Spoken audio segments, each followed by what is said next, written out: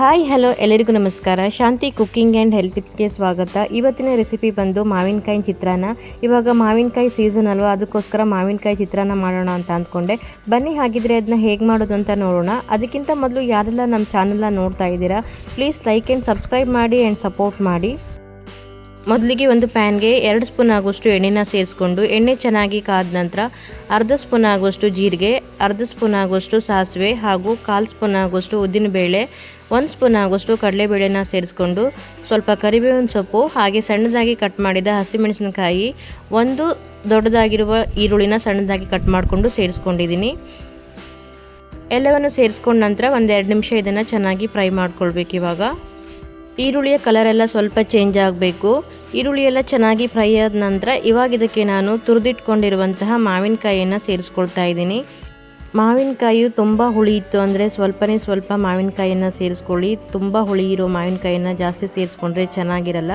ಇದಕ್ಕೆ ಇವಾಗ 1/4 ಸ್ಪೂನ್ ಆಗುವಷ್ಟು ಅರಿಶಿನ ಮತ್ತು ರುಚಿಗೆ ಬೇಕಾದಷ್ಟು ಉಪ್ಪನ್ನು ಸೇರಿಸ್ಕೊಂಡು ಚೆನ್ನಾಗಿ ಮಿಕ್ಸ್ ಮಾಡ್ಕೊಳ್ತಾ ಇದ್ದೀನಿ. ನಾನಿಲ್ಲಿ ತೋತಾಪುರಿ ಮಾವಿನಕಾಯಿಯನ್ನು ತಗೊಂಡಿದ್ದೆ, ಅದಷ್ಟೊಂದು ಹುಳಿ ಇರಲ್ಲ, ಅದಕ್ಕೆ ಸ್ವಲ್ಪ ಜಾಸ್ತಿನೇ ಸೇರಿಸ್ಕೊಂಡಿದ್ದೀನಿ. ಮಾವಿನಕಾಯಿ ಎಲ್ಲ ಚೆನ್ನಾಗಿ ಹಸಿ ವಾಸನೆ ಎಲ್ಲ ಹೋಗಬೇಕು, ಅಲ್ಲಿವರೆಗೂ ಇದನ್ನು ಚೆನ್ನಾಗಿ ಫ್ರೈ ಮಾಡ್ಕೊಳ್ಬೇಕು. ಮಾವಿನಕಾಯಿಯನ್ನು ಸೇರಿಸ್ಕೊಂಡ ನಂತರ ಸುಮಾರು 2-3 ನಿಮಿಷ ನಾನು ಇದನ್ನು ಸಣ್ಣ ಉರಿಲಿ ಫ್ರೈ ಮಾಡ್ಕೊಳ್ತಾ ಇದ್ದೀನಿ. ಯಾಕಂತಂದರೆ ಮಾವಿನಕಾಯಿನ ಹಸಿ ವಾಸನೆ ಎಲ್ಲ ಹೋಗಬೇಕು, ಅಲ್ಲಿವರೆಗೂ ಇದನ್ನು ಚೆನ್ನಾಗಿ ಫ್ರೈ ಮಾಡ್ಕೊಳ್ಬೇಕು. ಸೇರಿಸ್ಕೊಂಡಿರೋ ಮಾವಿನಕಾಯಿ ಎಲ್ಲ ಚೆನ್ನಾಗಿ ಫ್ರೈ ಆದ ನಂತರ ಇವಾಗ ಇದಕ್ಕೆ ಅನ್ನನ ಸೇರಿಸ್ಕೊಳ್ತಾ ಇದ್ದೀನಿ. ಅನ್ನ ಸೇರಿಸ್ಕೊಂಡ ನಂತರ ಚೆನ್ನಾಗಿ ಮಿಕ್ಸ್ ಮಾಡ್ಕೊಳ್ಬೇಕು. ಚಿತ್ರಾನ್ನದ ಗೊಜ್ಜು ಎಲ್ಲ ಕಡೆ ಹೊಂದ್ಕೊಳ್ಳೋ ಹಾಗೆ ಚೆನ್ನಾಗಿ ಮಿಕ್ಸ್ ಮಾಡ್ಕೊಳ್ಬೇಕು. ನಾನಿಲ್ಲಿ ಸ್ಟಾರ್ಟಿಂಗಲ್ಲಿ ಕಡಲೆಕಾಯಿ ಬೀಜನ ಫ್ರೈ ಮಾಡಿಕೊಂಡು ಸೇರಿಸ್ಕೊಂಡಿರಲಿಲ್ಲ, ಅದಕ್ಕೋಸ್ಕರ ಇವಾಗ ಸಪ್ರೇಟಾಗಿ ಎಣ್ಣೆಯಲ್ಲಿ ಫ್ರೈ ಮಾಡಿಕೊಂಡು ಇದಕ್ಕೆ ಸೇರಿಸ್ಕೊಳ್ತಾ ಇದ್ದೀನಿ. ಹೀಗೆ ಸಪ್ರೇಟಾಗಿ ಫ್ರೈ ಮಾಡ್ಕೊಂಡು ಸೇರಿಸ್ಕೊಳ್ಳೋದ್ರಿಂದ ಕಡಲೆಕಾಯಿ ಬೀಜ ತುಂಬ ಕ್ರಿಸ್ಪಿಯಾಗಿರುತ್ತೆ, ತಿನ್ನೋಕ್ಕೂ ತುಂಬಾ ಚೆನ್ನಾಗಿರುತ್ತೆ. ನಂತರ ಕೊನೆಯಲ್ಲಿ ಇದಕ್ಕೆ ಕಟ್ ಮಾಡಿದ ಕೊತ್ತಂಬರಿ ಸೊಪ್ಪನ್ನು ಸೇರಿಸ್ಕೊಂಡು ಚೆನ್ನಾಗಿ ಮಿಕ್ಸ್ ಮಾಡ್ಕೊಳ್ತಾ ಇದ್ದೀನಿ.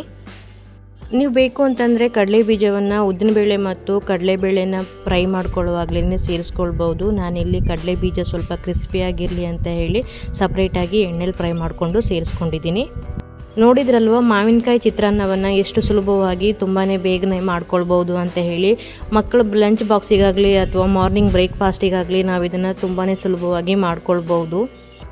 ನಾರ್ಮಲಾಗಿ ನಾವು ಚಿತ್ರಾನ್ನ ಮಾಡ್ತಾನೆ ಇರ್ತೀವಿ. ಹೀಗೆ ಸೀಸನ್ಗೆ ತಕ್ಕ ಹಾಗೆ ಮಾವಿನಕಾಯಿನ ಚಿತ್ರಾನ್ನ ಮಾಡ್ಕೊಂಡು ತಿಂತಾಯಿದ್ರೆ ತಿನ್ನೋಕ್ಕೂ ಕೂಡ ತುಂಬಾ ಚೆನ್ನಾಗಿರುತ್ತೆ. ನಾನು ಮಾಡಿರೋ ಈ ರೆಸಿಪಿ ವಿಡಿಯೋ ನಿಮಗೆ ಇಷ್ಟ ಆದರೆ ಈ ವಿಡಿಯೋನ ನಿಮ್ಮ ಫ್ಯಾಮಿಲಿ ಆ್ಯಂಡ್ ಫ್ರೆಂಡ್ಸ್ಗೂ ಶೇರ್ ಮಾಡಿ. ಹಾಗೆ ಯಾರೆಲ್ಲ ನಮ್ಮ ವಿಡಿಯೋನ ನೋಡ್ತಾ ಇದ್ದೀರಾ ಪ್ಲೀಸ್ ಲೈಕ್ ಆ್ಯಂಡ್ ಕಮೆಂಟ್ ಮಾಡಿ. ಹೊಸದಾಗಿ ನಮ್ಮ ಚಾನಲ್ನ ನೋಡ್ತಾ ಇರೋರು ಸಬ್ಸ್ಕ್ರೈಬ್ ಮಾಡಿ ಆ್ಯಂಡ್ ಸಪೋರ್ಟ್ ಮಾಡಿ. ಬಾಯ್, ಹ್ಯಾಪಿ ಕುಕಿಂಗ್. ಮತ್ತೆ ಸಿಗೋಣ ಹೊಸ ರೆಸಿಪಿಯೊಂದಿಗೆ.